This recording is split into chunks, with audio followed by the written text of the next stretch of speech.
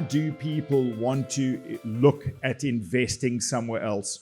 Normally there's a pull factor, but often there are a lot of push factors, and it's a combination of those. And I don't want to bore you with the bad news coming out of SA, the fact that market returns have been relatively poor this past decade, and there are a number of reasons for those poor returns.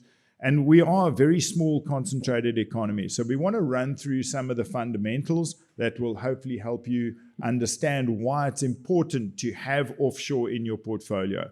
The question that we'll attempt to answer is, well, how much? You know, and it's the old Goldilocks. You've got to have just the right amount. But what is the right amount? It's different for each and every one of you based on your personal circumstances. When you look at investing globally, the advantage of doing that is you can spread the risk around every country in the world, potentially. You can have access to asset classes in those countries in the world. So you can own companies, you can own property, you can own bonds, and you can invest in offshore cash. So that way, and a combination of those. You can get into sectors that perhaps as a South African investor, you might not have that much exposure to, and we'll talk through that. Industries that we have that may be overdeveloped or underdeveloped in South Africa. And then, of course, there's this currency issue. So a good old friend of mine came in and shared a story about a business that was sold many years ago, and we were lamenting about the devaluation of the rand. So I want to share some of those stories and just facts with you on the devaluation of the rand. Where did this all sort of start? What we've got here is a little history lesson on foreign exchange controls. You'll remember that you weren't able to invest offshore in the 80s when sanctions were heavy. Basically, the blocks that you see are just showing as institutions when you were first allowed to invest offshore and what that percentage was. So you can see over time, from an institutional point of view, you were able to invest more and more offshore. The latest move is that we allowed at an institutional level to have that 45% offshore exposure. So it's been anything but a reduction of offshore exposure. It's been this continual increase in offshore exposure. As individuals, we were not allowed to, or it was virtually impossible legally to invest abroad as a direct investor. And then we see the introduction of a foreign offshore allowance, and it was a 200,000 Rand over a lifetime. That wasn't that long ago, 1997. And it gradually increased, then went to 500,000 over a lifetime, then it went to 2 million, and then ultimately it went to 4 million per annum, and then in 2015 it went from 4 million to 10 million per annum. So we've seen a massive relaxation in that area. So the next sort of topic that I wanted to cover was, so does it matter where you invest your cash? So now we are talking about just cash. You're holding cash. So follow my line of thought here. Back in 2000, on the 1st of January 2000, you would have invested back there 1,000 Rand. At that stage, the Rand was trading at 6.25 to the dollar. So you would have bought $160 back in 2000 with your 1,000 Rand. We've done the graph in rands, so you can see if you invested in rands, your 1,000 Rand, the Steffi index, which is a measure of what cash does, has produced a return of 7.7% annualized over that term period. So if you put 1,000 Rand into an SA bank account back in 2000, you'd be sitting with about 6,000 Rand right now. Okay? Alternatively, you bought US dollars. You would have bought 160 of them back in 2000. And the value, if you translated it back into rands, would have jumped around significantly. You can see there were periods, that was the 9/11 incidentally. So in 9/11, the rand blew out and you could have doubled your money had you have held dollars. But then just after that, you'd have given it all back and lost a whole lot. So what we're showing you here, there isn't that much difference Over a 24-year period, 24% better off, so call it 1% per annum, not that, and in favor of having had rands. So the common theme or the belief is that you want to just get out of rands. You want to get into dollars. You want to get into hard currency because the rand is buggered. It's going nowhere. It's devaluing against the dollar. Yes, we know that. But if you had held dollars since 2000, the growth you would have got on dollars was 1.7% per annum. The growth in rands was 7.7% per annum.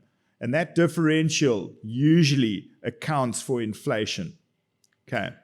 Then we look at something called purchasing power parity. So this is how much you could buy if you had your money in rands or in dollars.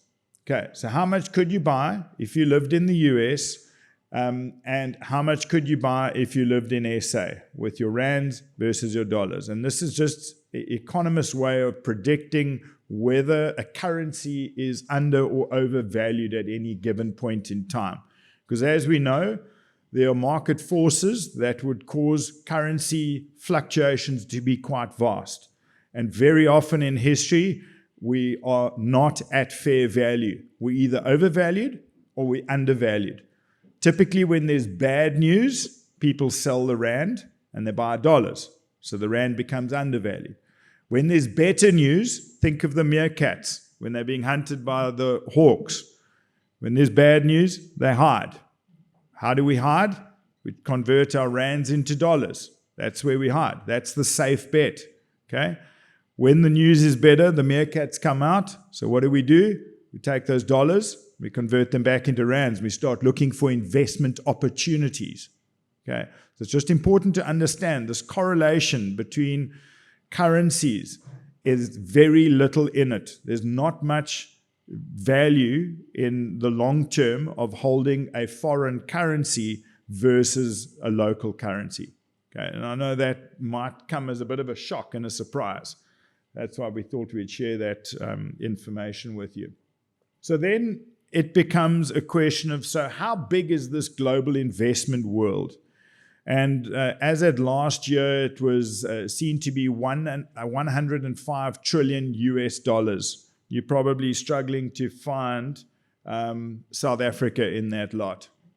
We are 400 billion, so 0.4 of a trillion. In other words, we're 0.4 of the world's GDP comes out of SA. So we're insignificant. We're not even 200th of the size of the world's GDP. In terms of the size of the stock market relative to the global investments, we're a little bigger at about 1%, okay? But still not a big number.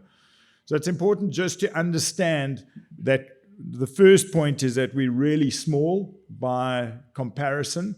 And then if we look at the world, this slide over here is showing you how the world's wealth is comprised, okay?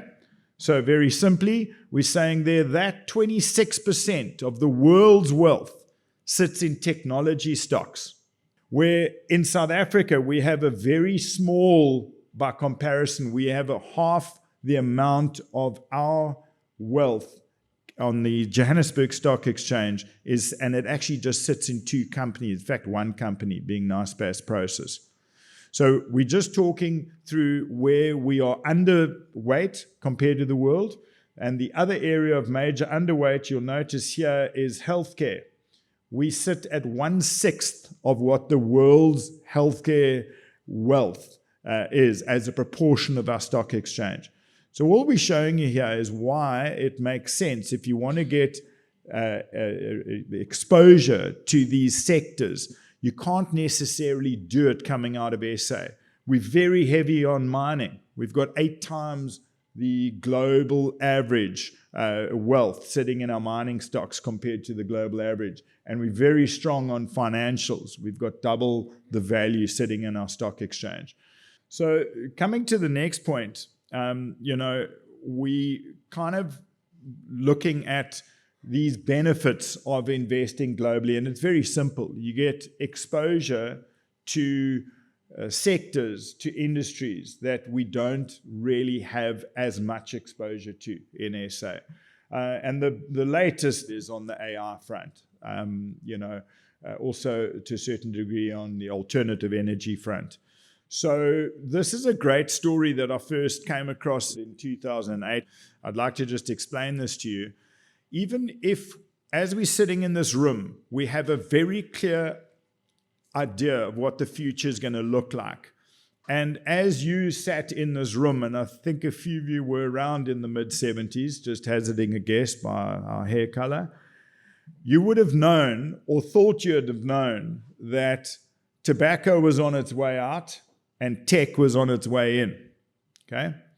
So at the time, you could have been tempted to say, well, I'm going to get rid of my tobacco stocks and I'm going to buy tech stocks. Makes sense. IBM were the biggest business in that arena. In fact, British American were second biggest at that time.